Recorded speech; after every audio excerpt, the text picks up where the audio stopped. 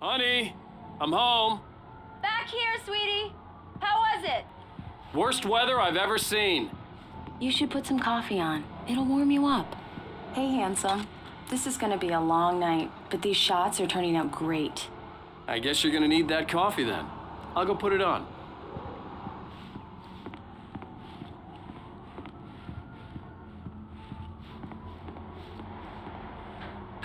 Coffee's on. Great, thanks. I'll need it if I'm gonna finish this by tomorrow. Oh, hey, I just finished those cover mock-ups. They're on your desk. Tell me what you think. No kidding. I didn't think you'd get them done this quickly. On occasion, I can perform all sorts of miracles, my dear. Oh, really? Well, you seemed to think so last night.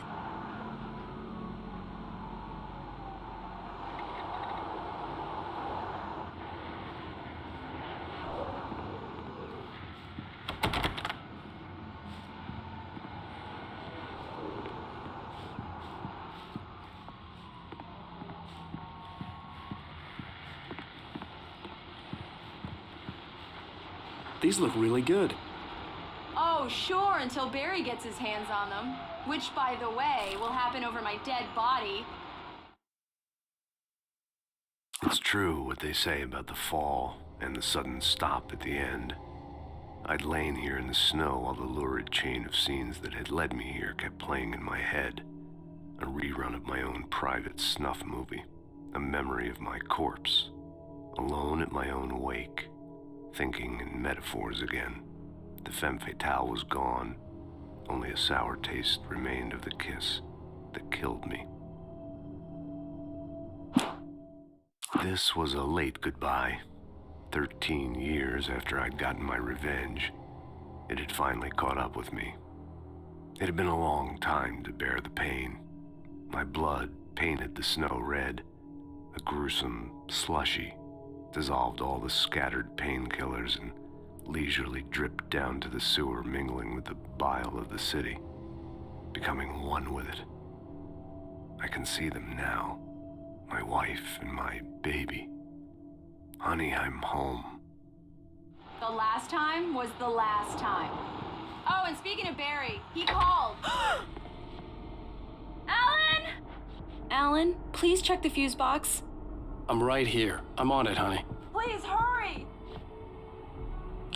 Honey, it's a power outage. I've got the flashlight.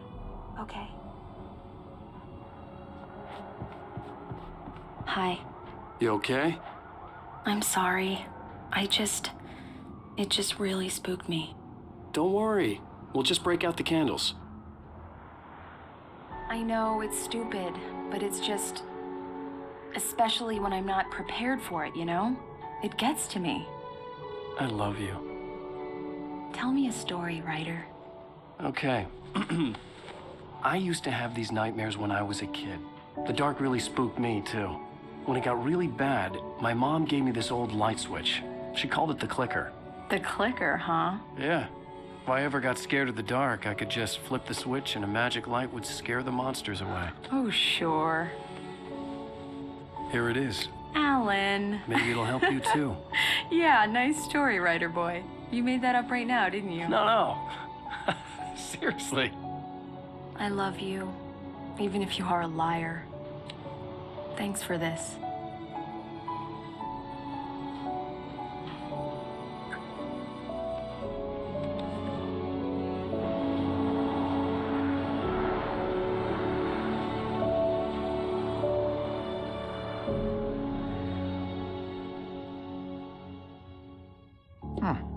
How do you feel, Mr. Wake? Any nausea, disorientation, anything like that?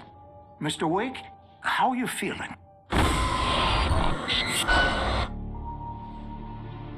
I'm okay. My head's fine. I had to lie about my headache and memory loss. He'd send me to a hospital for tests. I couldn't leave without Alice. Very well. I don't think you have a concussion, but you've obviously been through quite a shock. You should take it easy for a couple of days. Thanks. Well then, Mr. Wake, we're done here. If the pain gets any worse or you experience any other symptoms, you should come see me. I'll let you get on with it then. Sarah, Sheriff Breaker is waiting for you. She's very good at her job. I'm sure she can locate your wife in no time. Doc Nelson was the image of a small-town doctor. Sheriff Breaker had called him to the station to take a look at the cut in my head.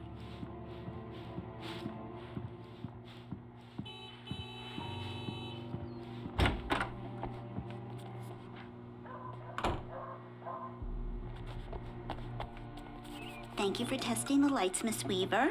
Everything seems to be fine. I don't have the luxury of being complacent, Deputy Grant. The bulbs will need changing soon. You can't change them in the dark. I'll be sure to take care of it, Miss Weaver. Have a nice day now. Very good. I'll come back later on to remind you, just in case. Mr. Wake, the sheriff is waiting for you in her office down the corridor. That was Cynthia Weaver. I guess you can call her the town eccentric. She used to be the editor of the local newspaper, but she's focused on, other things these days. She'd fit right in where I come from. As you can see, she's a little obsessed with maintaining the light bulbs of the whole town, refuses to step on shadows, things like that. Back in her day, she wrote about all sorts of weird things in the paper. Bright Falls has a colorful history. Of course, what small town hasn't?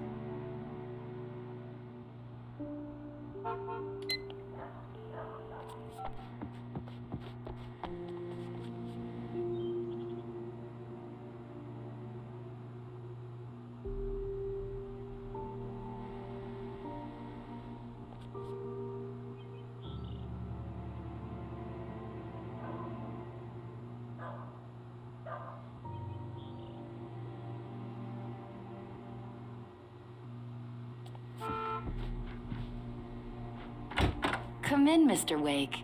Your phone's on the desk. The battery was dead. It's charged now. Have you started looking for my wife yet?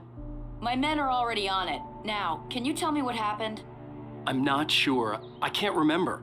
We were arguing. I walked out of the cabin. The cabin on Cauldron Lake? How did you end up at Stucky's gas station? I wanted to tell her what had happened last night, but I couldn't. She'd lock me up. Excuse me, I need to take this. Hello? Alice, please help me. Alice? Stop talking to the law. You'll do exactly what I say if you ever want to see your wife again. Who is this? Go to the back lot. There's a hole in the fence on the left. Look inside the junker. I left a little something there to convince you we're all on the same page here. After you ditch the cops, you're gonna meet me in Elderwood National Park. There's a spot called Lover's Peak. Midnight.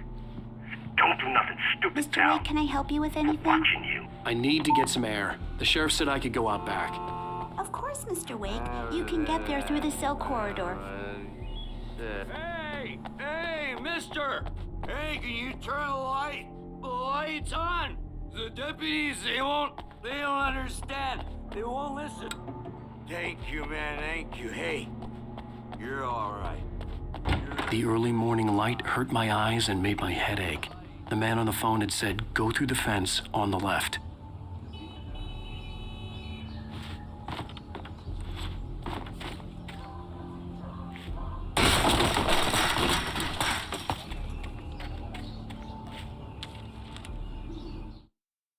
The kidnapper fired his gun one last time, and the shadow vanished into the darkness it had come from. See? Nothing to it, Wake. The thought of Alice in his hands was revolting.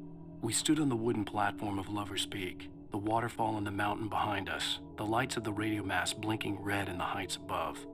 I fought with the urge to take a swing, force myself to speak. Let's cut the act now. Where's my wife? Alice's driver's license had been placed on the front seat. The caller meant business. Barry? Ow! Thank God! Where the hell have you been? I've been trying to reach you for a week, you and Alice. I've been worried sick. I flew out yesterday. I'm here in Bright Falls. Barry, listen to me. I'm at the sheriff's station. Come and get me. I can't talk now. Al, what the hell is going on? I had to get the sheriff to let me go. I needed to get to Elderwood National Park to meet Alice's kidnappers.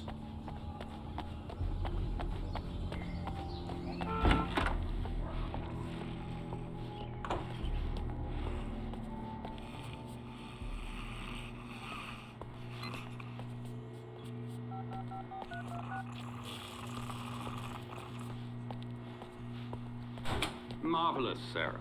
I just wanted to settle all the damage the Anderson brothers might have inadvertently caused on their recent and regrettable little outing. They are not accountable for their actions, of course. I can assure you that my staff has been reprimanded. Tor and Odin never caused any trouble to anyone when they were still living at their farm. Indeed. All we can do is to slow down the progress of their dementia. Are you feeling any better, Mr. Wake? I'd like to leave. Am I free to go? Well, we still need to talk about... Am I under arrest? No, of course not. But I need to know where you'll be staying so I can get in touch with you. I'd avoid the motel. The Majestic is known for its roaches. The cabins at Elderwood are pretty nice, though. That sounds perfect. I'm Dr. Emil Hartman. I'd like to invite you to stay at Cauldron Lake Lodge. Did you talk to my wife? I had the pleasure of discussing your situation with her on several occasions. Did you set something up with her? I invited her here.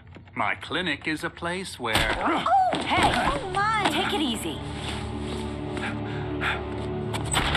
Hey, nobody move. Get your hands off of my client. Who are you? I'm Barry Wheeler, his agent. If you have business with Mr. Wake, you talk to me. You yokels won't know what hit you once I sick my lawyers on your asses. No harm done, Sarah. I'm all right. I don't want to press charges. Mr. Wake, my offer still stands. Get me out of here. What the hell was that about, Al? We don't need a replay of that thing with the paparazzi. I thought they were gonna lock you up. I had to talk to someone. I told Barry everything. He thought I was certifiable, but when he heard about the manuscript, I had him. The fact that I'd written something, even if I couldn't remember it, was enough for him. He smelled money. And he believed that Alice had been kidnapped. Anything beyond that was another story. I had a midnight appointment with the kidnapper in a place called Lover's Peak, somewhere in Elderwood National Park. The plan was to rent a cabin. I don't like it, Al. I don't like any of it. It's not good. In fact, it's the absolute opposite of good. Mr. Wake! Barry, you found him. Hi, Rose. Oh, wow. I was just thinking about you, too. Great. I was just bringing Rusty some coffee. He's on the balcony, looking after Max. Poor thing. I really need to go. Great to see you again, Mr. Wake. Later! Who's Max?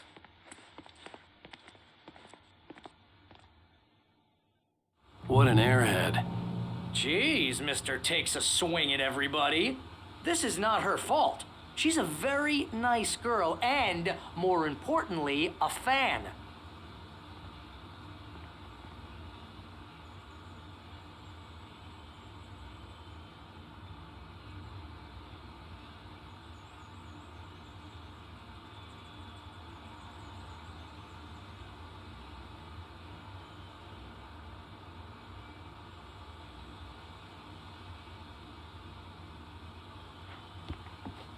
Seriously, Al, what you were saying in the car? Just listen to yourself. What, you shot a guy and his body just disappeared? When was the last time you slept? What, are you high? Have you been drinking? No! Look, Barry, I'm missing a week. And someone's got Alice. Do you and understand everything's just... what it sounds like when you say stuff like that? Don't get me wrong, it's a good story, could be a bestseller. But when you start confusing fiction with reality, you're buying yourself a ticket to the funny farm. All right, wait here.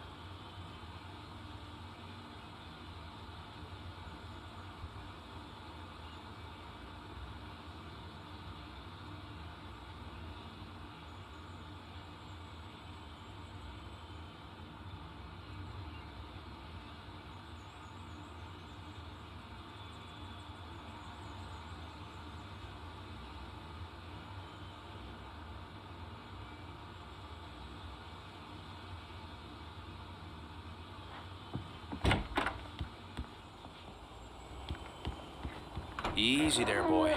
I'm almost done. Hey, Rusty, right? You rent cabins. Oh, Mr. Wake. I'd shake your hand, but mine are kind of full here. Actually, I'm sorry about this. Would you mind grabbing the registration form from the desk? It's just across from Bucktooth Charlie. Okay, sure. What happened? crazy poachers. Max here got his foot caught in a trap. They're illegal to use here. Hell, you're not supposed to hunt within the park at all. But that doesn't stop some lowlifes. Well, at least Max is gonna be okay. He got lucky. Max is still groggy from the shot I gave him, and I'd rather not leave him alone just yet. The form's on the desk across from the mammoth skeleton.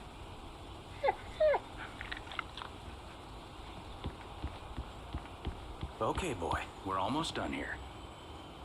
Seriously, Al, you can't just go and meet a kidnapper. Those situations always end up in disaster.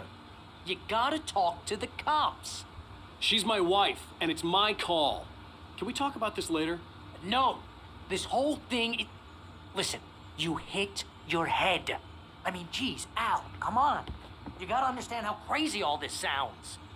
If you're trying to pull a joke on me, freak me out, it's working. Ha ha, let's have a laugh on Barry. Well, you had me going there real funny, Al. You can quit it now.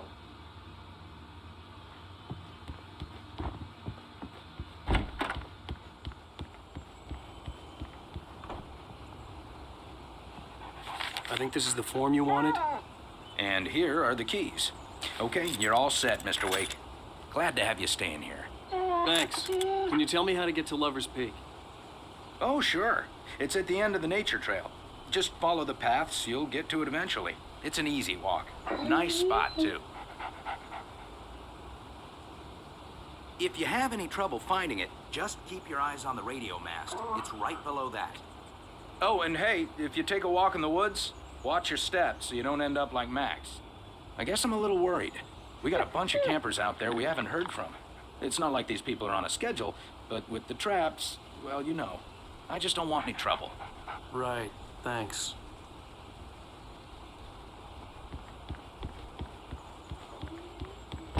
Look, Al, you're asking me to believe that you shot a dude who went poof into thin air, a guy who was bulletproof until you pointed a flashlight at him.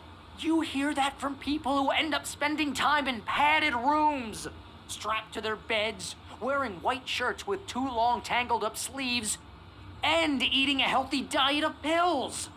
Al, you make cruel jokes about people who believe that kind of stuff. You're the skeptic.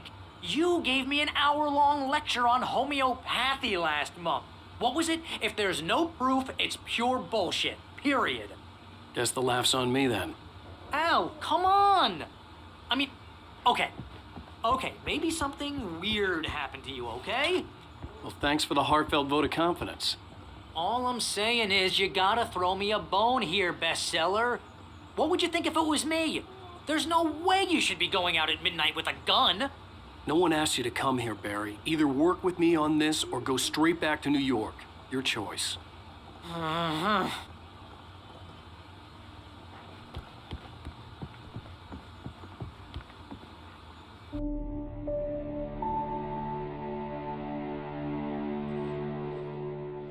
That's just crazy talk, Al. Al? Al? We should go to the sheriff or call the FBI. Damn it, Barry, they'll kill her! This is not a goddamn debate, Barry. I'm going to Lover's Peak. He said to come alone. Okay then. I understand. You're my best friend and I'm worried that you're not right in the head. Tell me what to do to help and I'll do it. You stay here, and if I'm not back by morning, call the cavalry.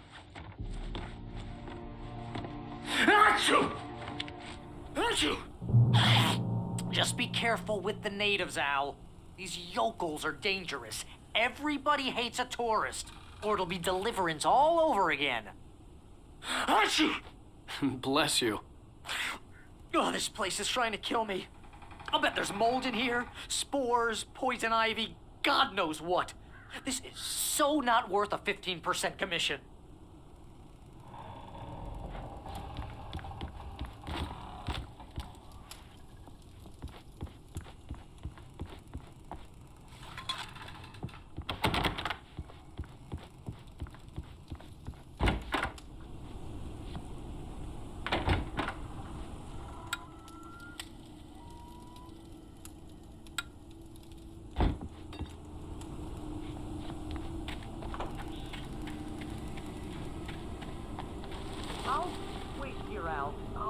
hold down the fort. I'll be with you in spirit every step of the way, Al. Locking the door now.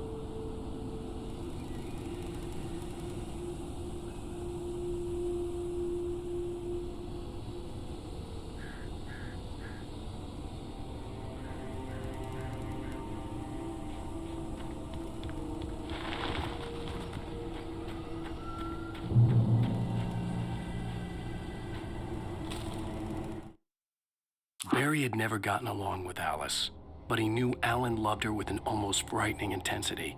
And now something had happened to Alice. And here was Al armed with a gun and saying things people got put in padded cells for. It was as if his friend had experienced a massive psychotic episode and was now totally disconnected from reality. It scared the shit out of Barry.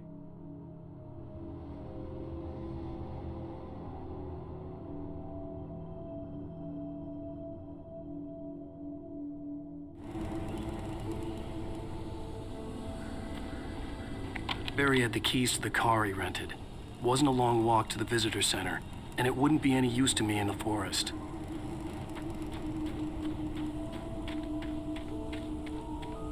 I knew I should have gone to the cops. This wasn't the smartest thing I'd ever done, but I was still angry with Barry for trying to talk me out of it. These people had called me right in the sheriff's station. The cops wouldn't scare them, and they had Alice.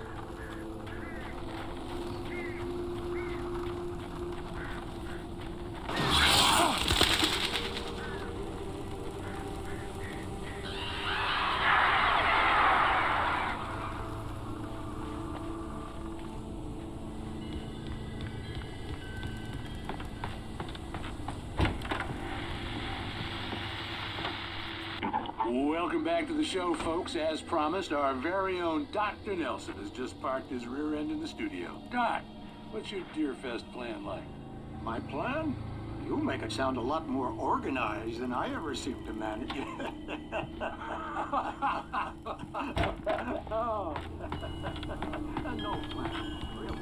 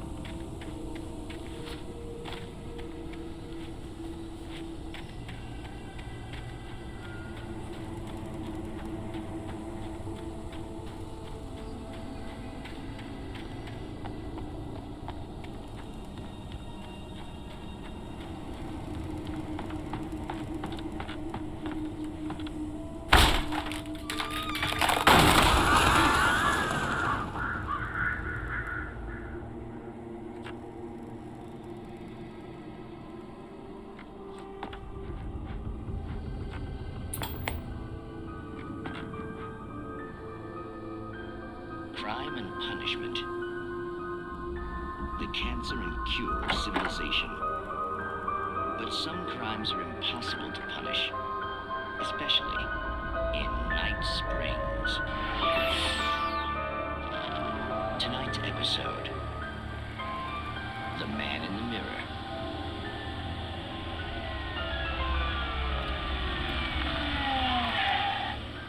He's inside, Agent. He's a weird one. So, you're confessing to killing that guy, huh? Why? Had it coming? Yeah, but why would you do that? I mean, you're a nice guy. Normal. Took your kid to a soccer game. So how come at the game, you pick a guy and, quoting from the arresting officer's report here, assault the victim's head area repeatedly with the weapon of choice being a pair of bare fists? Wow, that sentence really flows, huh? Maybe you're not the literary type. Okay, so you mess him up. But why? Who was that guy? We couldn't ID him.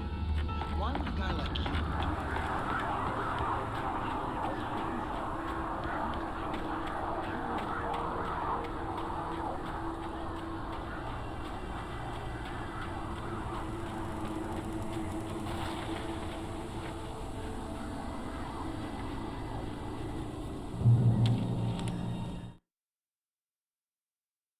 The air in the visitor center was heavy with an awful smell, as if some rotten drowned thing had crawled up from its grave.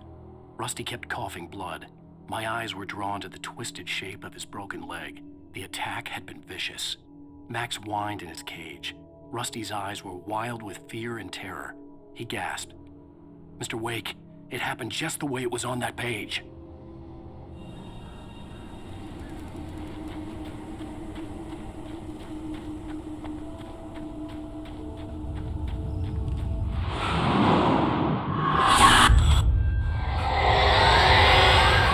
The vision left me weak. This was no head injury.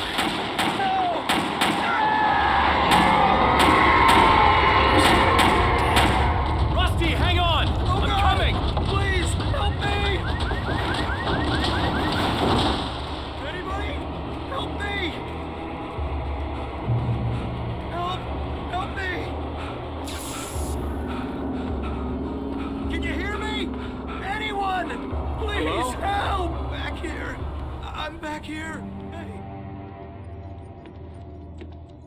Mr. Wake? Oh, hell. It happened just the way it was on that page. I found. Came true. It knew. So dark. It'll come back for me. You must. The lights. In the office. I have the key. Okay, Rusty. Hang on. I'll be right back.